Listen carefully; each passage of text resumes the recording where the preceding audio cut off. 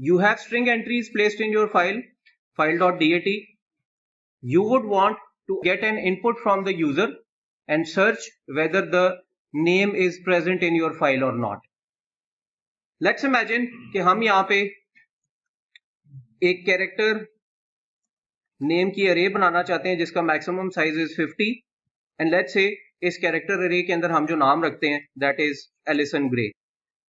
अब हम ये देखना चाहेंगे कि क्या ये नेम हमारी फाइल में पड़ा हुआ है या नहीं. So in order to read data from the file, I would want to create another variable over here. Let's call that variable as input. इसके अंदर भी maximum रखते हैं हम 50 entries. Now from the file, we would be reading data into this variable input और उसको फिर compare कर रहे होंगे name के साथ. हम फाइल के अंदर से एक एंट्री को रीड करते हैं. I want to write in.getLine. I want to write the name of my input variable जहाँ पे मैं input लेना चाह रहा हूँ and the maximum characters till which I want to take the input. यहाँ पे कोई डिलिमिटर ऐड करने की जरूरत इसलिए नहीं है क्योंकि बाय डिफॉल्ट हमारा जो getLine का फंक्शन है वो \n which means के end l तक इनपुट लेता है. अगर मैं यहाँ पे एक इनपुट को आउटपुट करके आपको दिखाना चाहूँ, the output that you get in this case is John Doe. If let's say I want to read all the entries from my file, so I just need to add an end of file loop on top of it, and I have read all the entries which are present in your file. Now the idea is very simple. हम यहाँ पे जो हमारे name के अंदर पड़ा हुआ है उसको वन बाय वन जो इनपुट आ रही है फाइल से उसके साथ कंपेयर करेंगे और हमें ये पता है कि लूप की हर आइट्रेशन में हमारे पास एक इनपुट आ रही है. जैसे ही हमारे पास नेम और इनपुट वाले वेरिएबल्स मैच हो जाएंगे हमें ये पता चल जाएगा हमारी जो एंट्री है वो कहीं ना कहीं पड़ी हुई है. ऐसे कामों को करने के लिए मैं ये जनरली रिकमेंड करता हूं कि आप सारी लाइंस को फाइल में से रीड ना करें.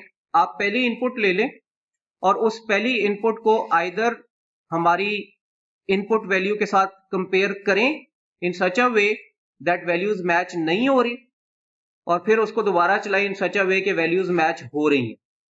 कि इनपुट लेने के बाद we want to compare name of 50 which means that we want to compare the C string name with the input which may have a maximum of 50 characters. If both C strings match, we would stop the loop. If not, we will continue searching. We will stop the searching if end of file is reached. और actually वो ये end of file जो determine कर रहा है वो inputs ले ही end of file तक रहा है और हम ये determine करना चाहेंगे कि क्या values match कर रही हैं या नहीं. मैं यहाँ पे सिर्फ और सिर्फ एक आपको और वेरिएबल इंट्रोड्यूस कराना चाहूंगा and that variable is bool match. हम ये हाइपोथेसिस ले रहे हैं कि जो हमारी इनपुट आ रही है एक फाइल के साथ और जो नेम हम सर्च करना चाह रहे हैं they both match with each other. हमारी कोशिश होगी कि यहाँ पे कंपैरिजन के बाद हम इस मैच को फॉल्स करने की कोशिश करें. अगर हम इस मैच को फॉल्स करने की कोशिश करने में कामयाब हो जाते हैं तो हम अपने लूप को कंटिन्यू करेंगे. लेकिन अगर हम इस मैच के वेरिएबल को फॉल्स करने में कामयाब नहीं होते तो इट मींस कि हमारी वैल्यू मैच हो गई है और हम अपने लूप को ब्रेक कर देंगे. हम यहाँ पे सबसे पहले नाम देख लेते हैं कि वो कैसा दिखेगा मेमोरी में. So let's create name. We have got 13 indices to show in name, 12 for Alison Gray and 1 for \0. Indices को नंबर भी कर लेते हैं यहाँ पे.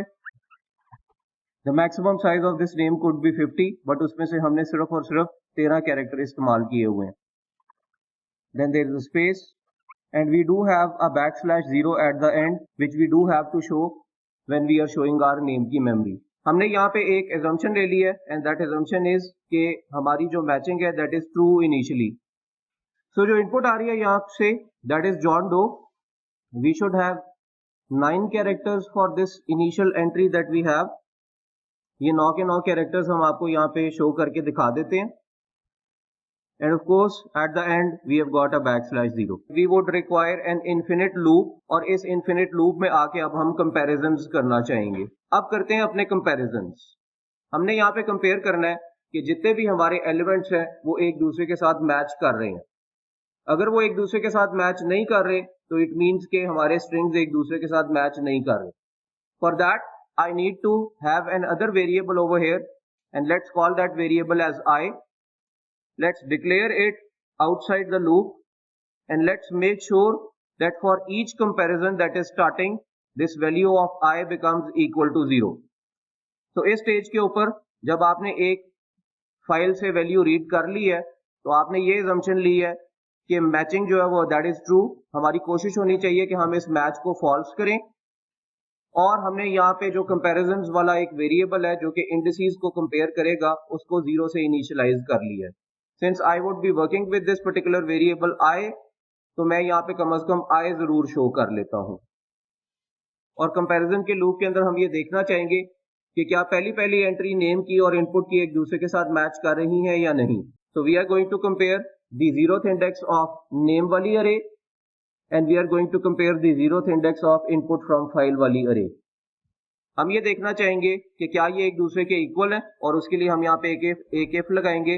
If name of I is equal to input from file of I, तो ये वो एक if कंडीशन है जो कि चेक करेगी कि ये एक दूसरे के इक्वल है. बट हमने ये देखना है कि कहीं ऐसा तो नहीं है कि ये एक दूसरे के इक्वल नहीं है. And if you only want कि ये इफ कंडीशन तब चले जब ये एक दूसरे के इक्वल ना हो, तो हमने यहाँ पे डबल इक्वल टू को कन्वर्ट कर देना है to a not equal to.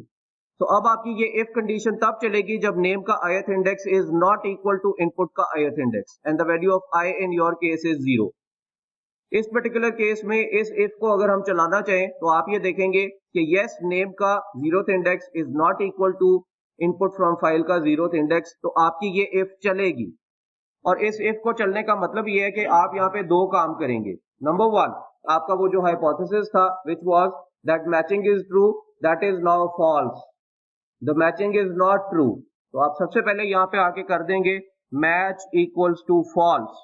दूसरा काम आप जो करना चाहेंगे यहाँ पे वो ये है कि आपका लूप जो है वो चलता जा रहा है. अगर आपको ये पता चल गया कि कहीं पे भी आपकी वैल्यूज मैच नहीं कर रही, चाहे वो पहला इंडेक्स है, चाहे वो दूसरा इंडेक्स है, चाहे वो 7वां इंडेक्स है, तो आपको वहीं पे ब्रेक कर देना है और आपको मजीद कंपैरिजंस नहीं करने.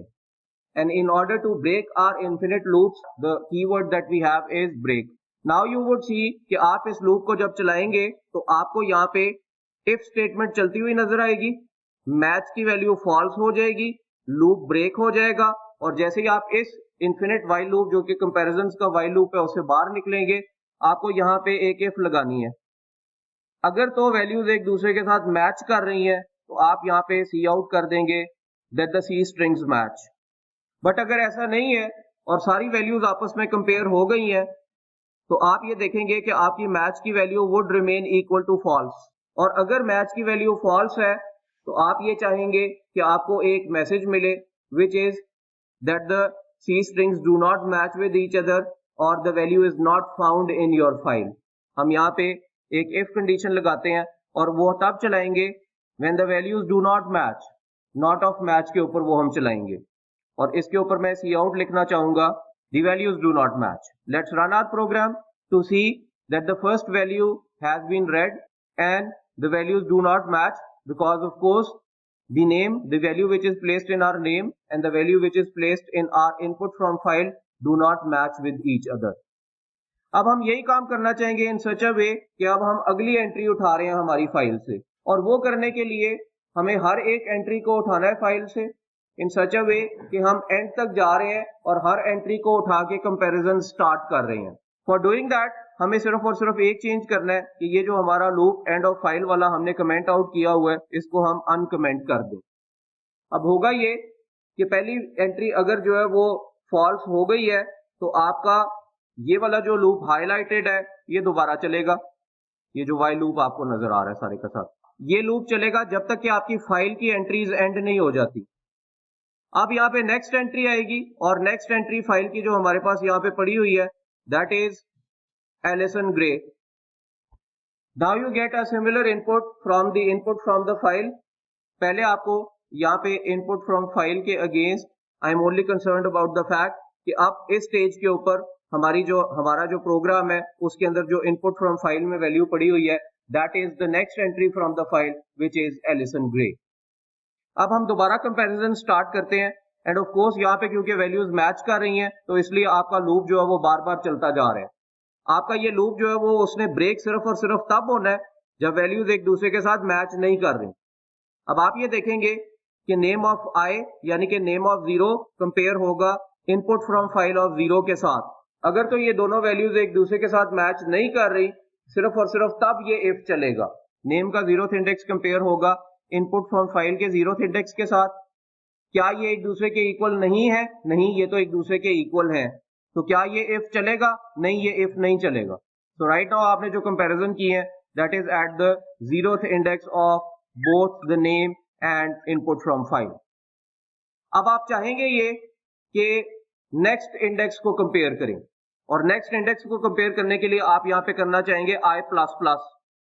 i++ करने से होगा ये अब कि अब i की वैल्यू 0 नहीं होगी बल्कि i की वैल्यू बन जाएगी 1। Let's do that. आपका ये इन्फिनिट लूप ऑफ कंपैरिजन दोबारा चलेगा क्योंकि ये एक इन्फिनिट लूप है। ये ब्रेक सिर्फ और सिर्फ तब होगा जब हम इसको एक्सप्लिसिटली ब्रेक करवाएंगे। ये अभी तक ब्रेक नहीं हुआ। अब कंपैरिजन होगा नेम के फर्स्ट इंडेक्स का इनपुट फ्रॉम फाइल के फर्स्ट इंडेक्स के साथ। क्या ये वैल्यूज एक दूसरे के इक्वल नहीं है? नहीं, ये दोनों वैल्यूज तो एक दूसरे के इक्वल है अभी भी। तो अभी भी आप ये देखेंगे कि कंपैरिजन जो होगा इंडेक्स नंबर 1 का इंडेक्स नंबर 1 के साथ इन सच अ वे कि i की वैल्यू 1 है, अभी भी आपकी वैल्यूज जो है वो एक दूसरे के साथ मैच कर रही होंगी। आपका ये इफ जो है वो फॉल्स नहीं होगा। i की वैल्यू ++ होगी और आप नेक्स्ट आइट्रेशन के ऊपर चले जाएंगे जो कि i = 2 के ऊपर काम करके आपको दिखाएगा। ऑफ कोर्स i = 2 के ऊपर भी आपकी जो वैल्यूज हैं they are equal to each other. तो आपका ये जो हाईलाइटेड इफ है कोड में that would still not work, and if it does not work the loop keeps on running. Loop चलता रहेगा और लूप के चलने में आपकी i की वैल्यू इंक्रीमेंट होती रहेगी। आप हर इंडेक्स को एक दूसरे के साथ कंपेयर करते रहेंगे। एक पॉइंट आएगा जब कंपैरिजन में चलते चलते आपके पास यहाँ पे i की वैल्यू अब हो जाएगी 12 इन सच अ वे कि आपने ये पिछली जितनी भी वैल्यूज हैं वो सारी एक दूसरे के साथ कंपेयर की होंगी। हर कंपैरिजन में कहीं पे भी ये इफ नहीं चलेगा क्योंकि आप यहाँ पे i की कोई भी वैल्यू डाल लें, कोई भी वैल्यू ऐड कर लें जो कि 12 से कम है, आपकी वैल्यूज जो है वो एक दूसरे के साथ मैच करेंगी और ये वाला इफ नहीं चलेगा। So for example, let's try to compare a value of I key which is present at index number 8. So name of 8 is actually equal to input from file at 8. आपका if अभी भी नहीं चलेगा। तो चलते चलते एक ऐसा पॉइंट आएगा जब आप इंडेक्स नंबर 12 के ऊपर आ जाएंगे and this index number 12 is of prime importance for us. ये इंडेक्स नंबर 12 हमें ये बता रहा है कि दोनों जो हमारे पास यहाँ पे सी स्ट्रिंग्स हैं they have reached their end। और अगर ऐसा कोई पॉइंट आ जाता है कि दोनों सी स्ट्रिंग्स इकट्ठे एंड के ऊपर आ रहे हैं तो वहां पे हम एक और इफ लगाना चाहेंगे, और वो इफ ये होगी कि अगर कोई ऐसा पॉइंट आ गया है जहां पे नेम का ith index becomes equal to \0 and similarly उसके बिल्कुल साथ इनपुट फ्रॉम फाइल का ith index also becomes equal to \0, तो ये वो पॉइंट है when both the strings have compared each and every value, all the values have matched with each other। क्योंकि अगर वो मैच ना कर रही होती तो ऊपर वाला इफ चल जाता। और अब क्योंकि आप दोनों सी स्ट्रिंग्स के एंड तक पहुंच गए हैं, यानी कि दोनों सी स्ट्रिंग्स के एंड पे \0 पड़ा हुआ है इन सच अ वे के दोनों के सेम इंडेक्स के ऊपर \0 पड़ा हुआ है, there is no point in comparison क्योंकि you have reached the end of both your C strings. ये वो पॉइंट है जब आप कहेंगे कि वाकई हमारे strings match with each other, और यहां पे आप अपने लूप को ब्रेक करना चाहेंगे। लूप को ब्रेक करते हुए आप ये देखेंगे कि क्योंकि ऊपर वाला इफ नहीं चल रहा तो मैच की वैल्यू कभी भी फॉल्स नहीं होगी। मैच की वैल्यू बनेगी क्या? ट्रू। जब आप इस लूप से बाहर आएंगे तो आप ये देखेंगे कि the strings match with each other. So if the strings match with each other तो क्या आपको हमारा एंड ऑफ फाइल वाला लूप जो है वो मजीद चलाने की जरूरत है? नो, हमें एक वैल्यू मिल गई है। तो उस केस में वो जो आपका ऊपर एंड ऑफ फाइल वाला लूप है उसको भी हम ब्रेक करवाना चाहेंगे। हम चाहेंगे कि वो मजीद कंपैरिजंस ना करे, and for that let's write another break over here.